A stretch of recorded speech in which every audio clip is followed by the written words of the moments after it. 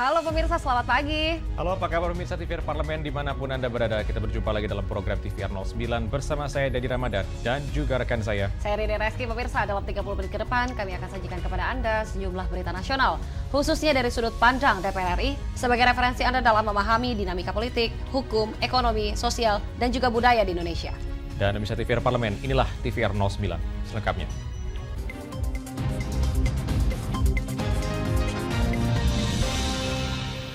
Berita pertama mengenai Badan Kerjasama Antar Parlemen DPR RI yang menilai DPR RI memiliki peran strategis di dalam menjaga perdamaian baik di kawasan ASEAN maupun di dunia internasional.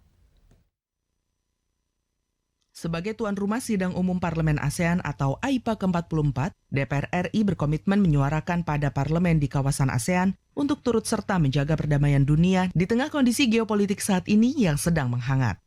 Anggota BKSAP DPR RI Arzeti Bilbina mengungkapkan, sebagai tuan rumah penyelenggaraan ASEAN Interparliamentary Assembly atau AIPA, DPR RI memiliki peranan strategis di dalam menjaga perdamaian baik di kawasan ASEAN maupun dunia internasional. Ia berharap resolusi yang dihasilkan dari sidang AIPA dapat memperhatikan sejumlah isu seperti perubahan iklim, kesejahteraan masyarakat, serta pembangunan yang berkelanjutan. Penting banget karena saat ini kita jadi tuan rumah, jadi kita harus merupakan regulasi interparlemen dan juga demokrasinya gitu ya, sehingga kita harus menunjukkan gitu loh keberadaan kita yang sangat berpengaruh untuk bisa menyatukan, menyelesaikan permasalahan baik itu kawasan ASEAN ataupun internasional, dan juga menjadi leading perdamaian untuk bisa menyuarakan kepada internasional. Jadi peranan ini sangat-sangat baik yang di tahun ke-44 keberadaan AIPA, terutama untuk tuan rumahnya Indonesia. Dalam sidang AIPA, DPR RI akan membahas sejumlah persoalan krusial seperti kesejahteraan, masyarakat, dan lingkungan. DPR RI berkomitmen berupaya memberikan kontribusi positif di kawasan ASEAN serta dunia internasional. Oki Zulindra dan Rizky, TVR Parlemen, melaporkan. Berita selanjutnya pemirsa datang dari Puspanlak BK DPR RI yang berharap adanya evaluasi Undang-Undang Tindak Pidana Perdagangan Orang yang dinilai dapat memperkaya perspektif penegak hukum terhadap pelaku serta memperkuat aspek perlindungan terhadap kelompok rentan terkena perdagangan orang. Terkait kasus perdagangan manusia di Indonesia yang kembali menjadi sorotan publik, Pusat Pemantauan Pelaksanaan Undang-Undang atau Puspanlak Badan Keahlian DPR menilai perlu dilakukan evaluasi terkait Undang-Undang Nomor 21 Tahun 2007 tentang Tindak Pidana Perdagangan Orang atau TPPO. Kepala Puspanlak BK DPR Tanti Sumartini mengatakan melalui evaluasi Undang-Undang TPPO, Puspanlak DPR berupaya memperkaya perspektif penegakan hukum terhadap pelaku. Tidak hanya memperkaya perspektif, hal ini juga dapat menguatkan aspek perlindungan terhadap kelompok rentan terkena perdagangan orang.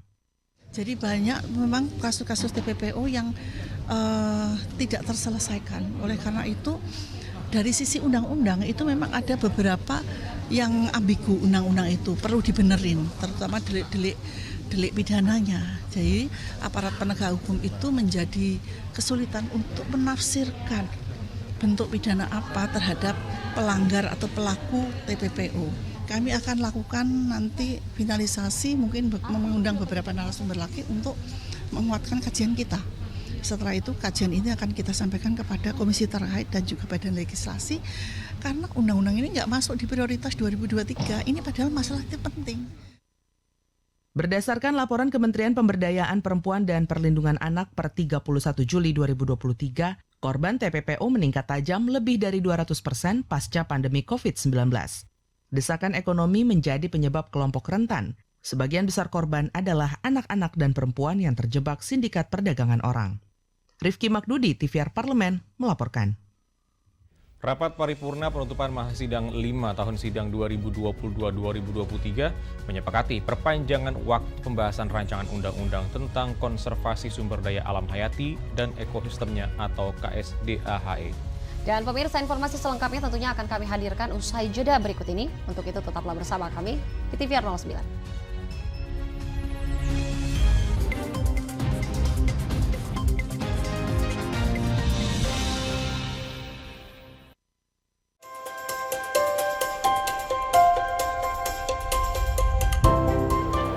pertama dalam sejarah Indonesia, tahun 2024 kita mengadakan pemilu serentak, legislatif dan eksekutif baik di tingkat pusat maupun daerah.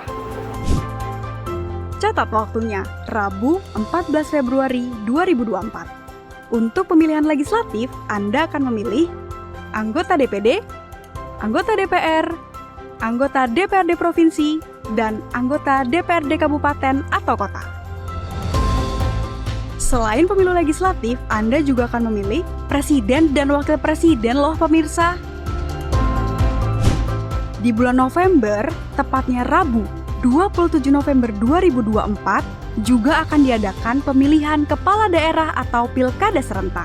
Dalam pilkada nanti, Anda akan memilih gubernur dan wakil gubernur, bupati dan wakil bupati, serta wali kota dan wakil wali kota.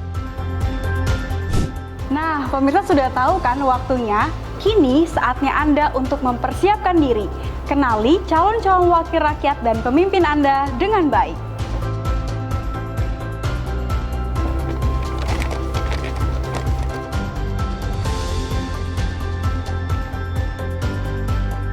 Jangan sampai kesempatan untuk memilih calon wakil rakyat dan pemimpin Anda terlewat begitu saja. Ayo ramaikan pesta demokrasi pemilu 2024 dengan meriah. Demi masa depan bangsa Indonesia.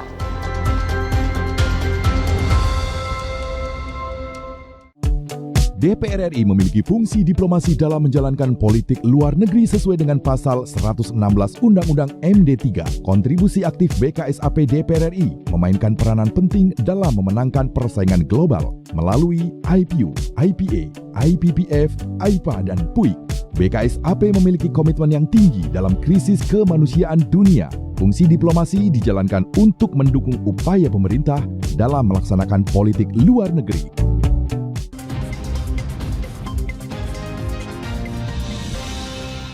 Pemirsa, agar tidak tumpang tindih dengan undang-undang lainnya, Komisi 4 DPR RI menilai pentingnya sinkronisasi rancangan undang-undang KSDAHE. Dalam rapat paripurna penutupan masa sidang 5 tahun sidang 2022-2023, disepakati perpanjangan waktu pembahasan rancangan undang-undang tentang konservasi sumber daya alam hayati dan ekosistemnya atau KSDAHE. Anggota Komisi 4 DPR RI memastikan perpanjangan tersebut bukan karena substansi RUU KSDAHE bermasalah.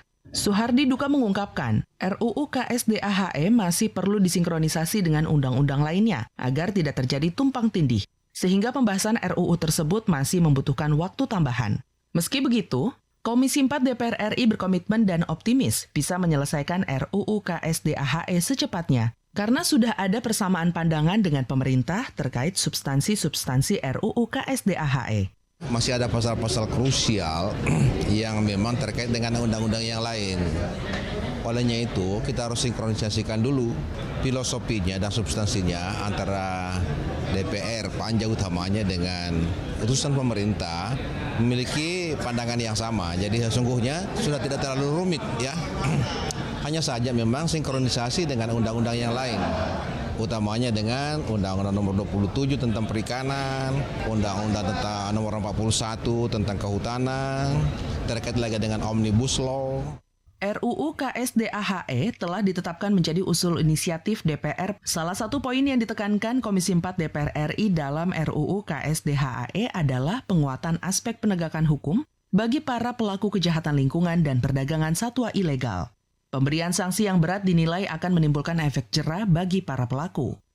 Ken dan Syamsul, TVR Parlemen, melaporkan. Beralih ke berita selanjutnya, pemirsa, di sini Komisi 7 DPR RI berharap pemerintah mengembangkan hilirisasi industri sawit yang tentunya dinilai dapat meningkatkan nilai tambah industri kelapa sawit bagi masyarakat. Pemerintah mulai menjalankan program hilirisasi terkait kelapa sawit, bahkan menargetkan menjadi pusat produsen dan konsumen produk turunan minyak sawit dunia di tahun 2045. Sayangnya, menurut anggota Komisi 7 DPR RI, hilirisasi produk sawit belum optimal, salah satunya di Kalimantan Tengah yang memiliki potensi besar. Willy Yosef menyayangkan potensi besar perkebunan sawit di Kalteng tidak termanfaatkan dengan baik. Pemerintah pusat diminta membuat regulasi dengan dukungan pemerintah daerah menyiapkan pabrik dan industri agar produk-produk turunan kelapa sawit memiliki nilai tambah. Meski begitu, pemerintah harus tegas dalam mengeluarkan perizinan kelapa sawit agar para investor mentaati aturan-aturan yang ada. Industri sawit ini adalah industri yang bisa dikatakan ramah lingkungan apabila ini kita kelola sesuai dengan aturan yang sudah ada. Pemerintah provinsi, kabupaten, kota juga membantu mempermudah ya peraturan-peraturan di daerah dan juga kepada masyarakat. Sementara itu, Mukhtaruddin mendorong pemerintah mengembangkan hilirisasi industri sawit untuk meningkatkan nilai tambah industri kelapa sawit bagi masyarakat. BRIN juga harus aktif memberikan kontribusi besar untuk pengembangan komoditas sawit dan hilirisasi industri sawit nasional agar kedepannya bisa meningkatkan perekonomian petani sawit. Fokus daripada riset dan terhadap sawitnya harus ditingkatkan sehingga BRIN bisa menghasilkan sebuah riset terapan yang betul-betul bisa diaplikasikan ke dan mempunyai nilai keekonomisan. Sumber daya yang dimiliki ya bisa lebih banyak lagi membuat menemukan ya riset-riset yang lebih baik pengembangan industri sawit kita hilirisasinya ke depan itu. Dari Kalimantan Tengah, Syamsul Fajri, TVR Parlemen melaporkan. Kita beralih ke informasi selanjutnya, pemirsa. Di sini dalam rangka mendukung percepatan pembangunan ketenagakerjaan yang berkelanjutan, Komisi 9 DPR RI menilai pentingnya peningkatan kolaborasi Balai Pendidikan Vokasi dan Pelatihan. Tingkat pengangguran terbuka di Papua Barat Daya tercatat sebesar 6,5% atau 17.417 orang. Anggota Komisi 9 DPR RI menekankan program perluasan kesempatan kerja berbasis kawasan perlu menjadi perhatian Pemprov Papua Barat Daya. Saniatul Latifah mendorong program perluasan kesempatan kerja berbasis kawasan atau potensi lokal dijalankan secara efektif agar bisa mengatasi tingginya pengangguran di Papua Barat Daya, apalagi pemerintah telah mengalokasikan anggaran yang besar. Selain itu, kolaborasi Balai Pendidikan Vokasi dan Pelatihan harus dioptimalkan untuk meningkatkan kapasitas para pencari kerja. Hal itu sebagai implementasi kebijakan transformatif dan inovatif dalam mendukung percepatan pembangunan ketenagakerjaan yang berkelanjutan. Kementerian Tenaga Kerja, sedangkan di Kementerian Tenaga Kerja itu kan ada program unggulan, yaitu perluasan kesempatan kerja untuk tenaga kerja mandiri dengan melakukan inkubasi kewirausahaan, baik itu komunitas maupun kawasan. Artinya di sini kita membentuk para pengusaha-pengusaha pemula untuk di bidangnya masing-masing, di mana di situ ada pelatihan dan juga bantuan untuk sarana bagi kelompok komunitas maupun kawasan. Nah, apakah ini tidak diambil oleh pemerintah Provinsi Barat Daya sehingga masih tingginya angka pengangguran? Saniatul Latifah berharap program perluasan kesempatan kerja berbasis kawasan juga akan membangun ekosistem kerja yang kompetitif dan memberikan manfaat bagi masyarakat. Dari Papua Barat, Mario, TVR Parlemen melaporkan. Nah pemirsa, baru-baru ini isu kelangkaan LPG subsidi 3 kg menjadi pembicaraan masyarakat luas. Dan informasi selengkapnya akan kami hadirkan saat lagi. Untuk itu tetaplah bersama kami di TVR 09.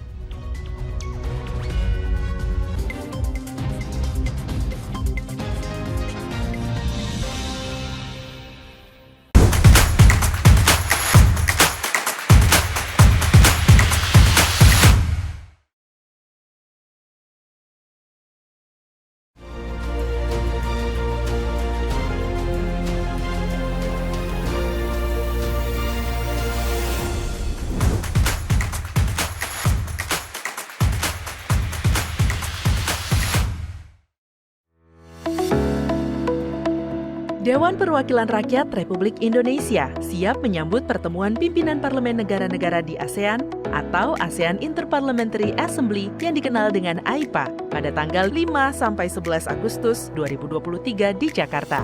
Selaku tuan rumah, Ketua DPR RI Dr. Honoris Causa Puan Maharani terpilih sebagai Presiden AIPA ke-44. Pada bulan Mei 2023 di hadapan anggota parlemen AIPA dan para pemimpin ASEAN, dalam agenda ASEAN AIPA Leaders Interface, Ketua DPR RI Dr. Honoris Causa Puan Maharani menyampaikan rancangan pesan final yang merupakan hasil dari kesepakatan para anggota parlemen AIPA. Membawa tema besar parlemen yang responsif untuk ASEAN yang stabil dan sejahtera, DPR RI siap memberikan dukungan politik dan berkolaborasi demi membangun kawasan ASEAN yang damai dan tangguh menghadapi berbagai dinamika dan tantangan global. Lewat kesuksesan AIPA ke-44, Indonesia dapat berkontribusi menghasilkan rancangan resolusi sebagai jawaban atas berbagai persoalan politik, ekonomi, sosial, dan budaya di kawasan ASEAN.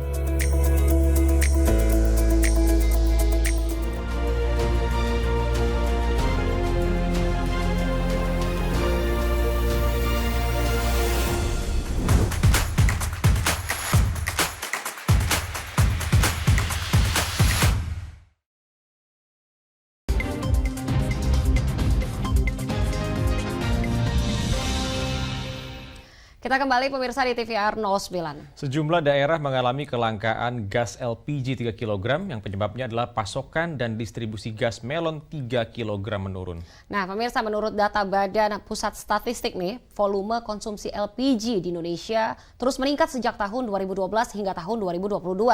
Tentunya pemirsa, selama 10 tahun volume konsumsi LPG terus mengalami kenaikan dari 4,8 juta ton per tahun menjadi 8,2 juta ton per tahunnya. Padahal pemerintah telah membatasi hanya masyarakat kurang mampu yang berhak mendapatkan subsidi dengan harga murah. Namun faktanya banyak masyarakat berkategori mampu masih bisa mendapatkan gas subsidi 3 kg. Untuk itu, DPR RI meminta pemerintah harus selektif, tepat sasaran dan jitu dalam menyalurkan gas subsidi. Tentunya untuk mengetahui informasi selengkapnya, mari kita simak laporan mendalam yang telah dihimpun oleh tim redaksi TVR Parlemen dalam segmen editorial Parlemen berikut ini.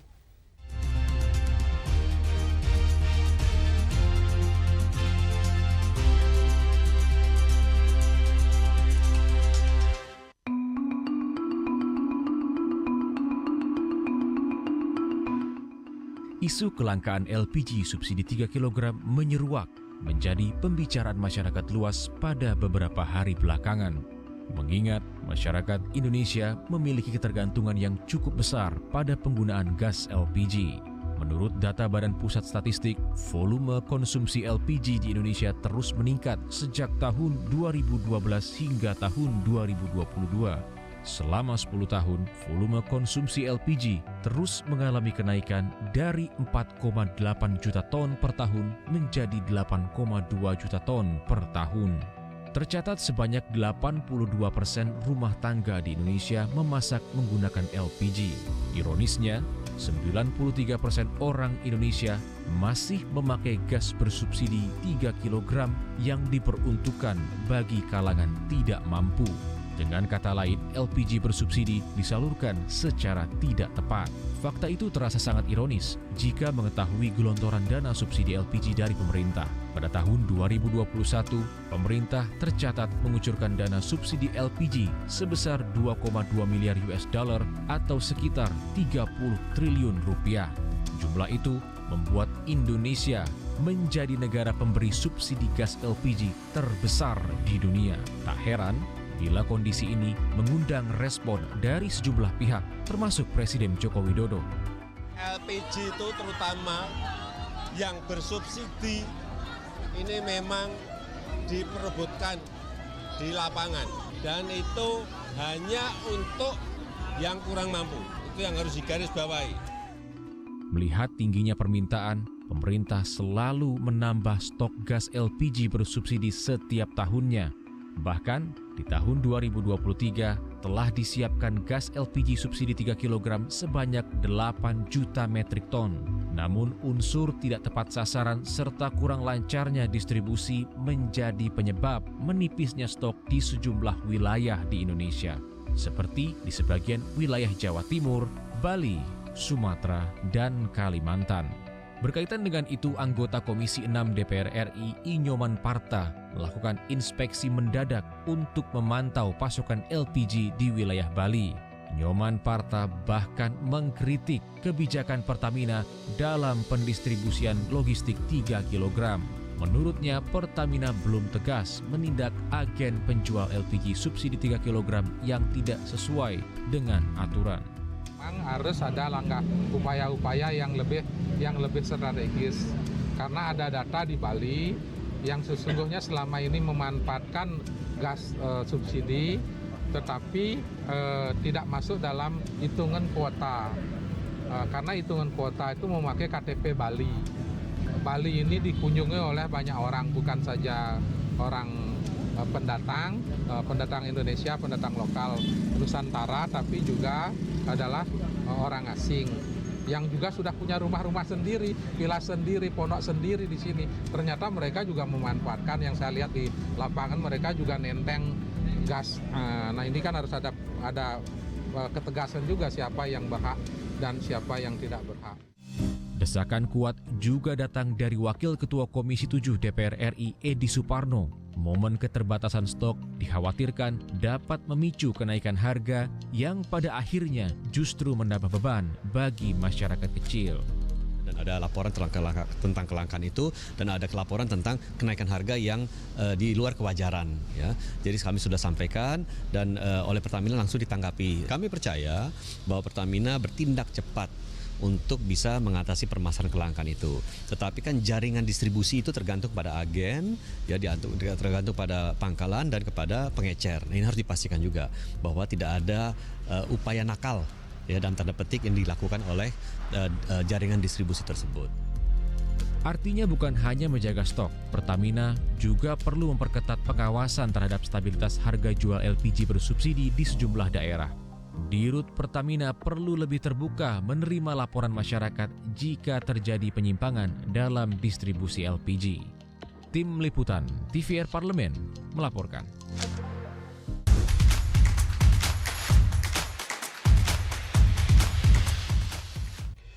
Pemirsa, Indonesia yang dulunya adalah Hindia Belanda merupakan wilayah yang terdiri dari beberapa kerajaan. Dari Sumatera hingga ujung timur Indonesia pernah berdiri ratusan kerajaan yang tentunya berkuasa pada masanya.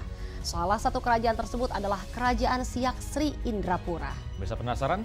Informasi selengkapnya akan kami hadirkan usai jeda berikut ini. Untuk itu tetaplah bersama kami di TVR 09.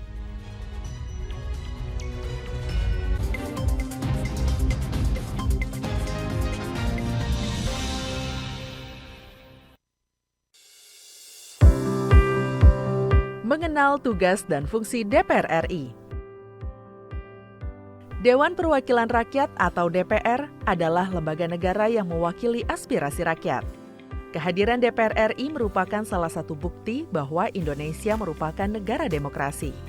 Sebagai salah satu lembaga perwakilan rakyat, apa saja tugas dan fungsi yang diemban DPR RI? Berdasarkan pasal 20A ayat 1 Undang-Undang Dasar 1945, DPR memiliki 3 fungsi, yakni fungsi legislasi, anggaran, dan pengawasan. Tugas dan wewenang DPR berbeda untuk setiap fungsinya. Yang pertama, fungsi legislasi. Menyusun program legislasi nasional atau prolegnas, menyusun dan membahas rancangan undang-undang, menerima rancangan undang-undang yang diajukan oleh DPD, membahas rancangan undang-undang yang diusulkan oleh Presiden ataupun DPD, menetapkan undang-undang bersama dengan Presiden, menyetujui atau tidak menyetujui peraturan pemerintah pengganti undang-undang yang diajukan oleh Presiden untuk ditetapkan menjadi undang-undang. Yang kedua, fungsi anggaran. Memberikan persetujuan atas rancangan undang-undang tentang APBN yang diajukan oleh Presiden. Memberikan persetujuan terhadap pemindah-tanganan aset negara maupun terhadap perjanjian yang berdampak luas bagi kehidupan rakyat yang terkait dengan beban keuangan negara. Menindaklanjuti hasil pemeriksaan atas pengelolaan dan tanggung jawab keuangan negara yang disampaikan oleh BPK. Memperhatikan pertimbangan DPD atas rancangan undang-undang tentang APBN dan rancangan undang-undang terkait pajak, pendidikan, dan agama. Yang ketiga, fungsi pengawasan. Fungsi pengawasan, DPR bertugas melakukan pengawasan terhadap pelaksanaan Undang-Undang APBN dan kebijakan pemerintah, serta membahas dan menindaklanjuti hasil pengawasan yang disampaikan oleh DPD. Demikian penjelasan tentang tugas dan fungsi DPR menurut Undang-Undang. Informasi ini dipersembahkan oleh TV dan Radio Parlemen, Biro Pemberitaan Parlemen, dan Sekretariat Jenderal DPR RI.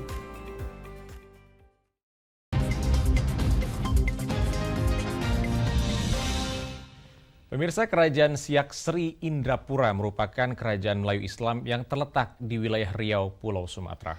Nah, kerajaan ini menjadi salah satu kerajaan Melayu yang penting di Semenanjung Malaya dan juga Kepulauan Riau. Kemegahan dan keanggunan yang dituangkan dalam arsitektur bangunan kerajaan ini semakin memperlihatkan pengaruh budaya yang kuat dari kerajaan ini. Tanpa berlama-lama pemirsa, mari kita saksikan tayangan kemegahan Kerajaan Siak Sri Indrapura pada segmen Intips, informasi dan tips berikut ini.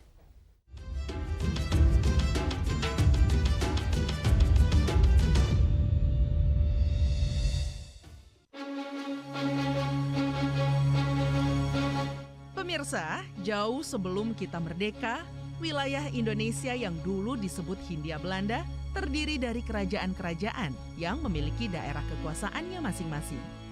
Beberapa yang terkenal seperti Kerajaan Majapahit, Sriwijaya, dan masih banyak kerajaan besar lainnya. Letak geografis Hindia Belanda memang sangat strategis sebagai jalur perdagangan dunia. Kita juga tahu hasil bumi Nusantara ini juga sangat terkenal dan bernilai tinggi. Tak heran, banyak kerajaan besar yang berkuasa saat itu. Salah satunya berada di wilayah Riau, Pulau Sumatera, Kerajaan Siak Sri Indrapura. Kerajaan Melayu Islam ini didirikan pada awal abad ke-18 oleh Sultan Abdul Jalil Rahmat Shah I. Kerajaan ini menjadi salah satu kerajaan Melayu yang penting di Semenanjung Malaya dan Kepulauan Riau. Menjadi pusat perdagangan yang aktif dan terlibat dalam jaringan perdagangan regional. Tentu saja setelah Indonesia memproklamirkan kemerdekaannya, Kerajaan Siak akhirnya bergabung menjadi NKRI. Tapi karena kemegahannya dan perannya yang besar di daerah Riau kala itu, peninggalan Istana Kerajaan Siak Sri Indrapura masih berdiri kokoh dan bisa kita nikmati hingga kini. Ya, Istana Kerajaan Siak Sri Indrapura menjadi salah satu objek wisata sejarah di Provinsi Riau. Dibangun oleh Sultan Syarif Hasyim pada tahun 1889, kini istana yang dijuluki Istana Matahari Timur ini menjadi museum penyimpanan benda-benda Kerajaan Siak. Memasuki Istana Kerajaan Siak, diorama pertemuan Sultan Siak di lobi utama seolah menyambut pengunjung dan memperlihatkan kejayaan kerajaan ini. Peralatan makan kerajaan, peninggalan alat musik, pakaian kerajaan dan peninggalan lainnya masih tersusun rapi. Arsitektur istana ini juga megah, menggabungkan gaya Melayu, Arab, dan Eropa. Dengan 2 lantai, tiap sudut bangunan dilengkapi pilar bulat dengan patung Garuda di atasnya. Pintu dan jendela istana juga dirancang dengan bentuk kubah serta dihiasi mozaik kaca. Sebagai kerajaan yang kaya, Kerajaan Siak Sri Indrapura memiliki pengaruh budaya yang kuat, terlihat dalam seni, bahasa, dan budaya Melayu yang masih dipelihara masyarakatnya hingga kini. Istana ini sangat mengagumkan karena sudah dibangun dari sekitar 130-an tahun yang lalu dan kita melihat kebersihannya sangat luar biasa, lalu kemudian manajemen pengelolaannya luar biasa dan bagi kami ini merupakan suatu yang rekomendasi agar kita ini jangan hanya berorientasi wisata yang internasional ya ke Eropa dan lain-lain, tetapi juga ternyata di dalam negeri banyak potensi wisata yang harus kita kembangkan. Bagi Anda yang ingin mengunjungi Istana Kerajaan Siak Sri Indrapura, cukup merogoh kocek sebesar Rp10.000 untuk orang dewasa dan Rp5.000 untuk anak-anak. Sangat terjangkau kan? Jangan lupa tetap perhatikan kebersihan ya saat mengunjungi istana ini.